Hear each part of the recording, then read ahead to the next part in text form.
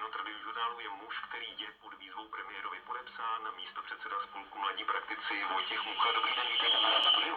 Dobré odpoledne. Vy jste v pátek odeslali jménem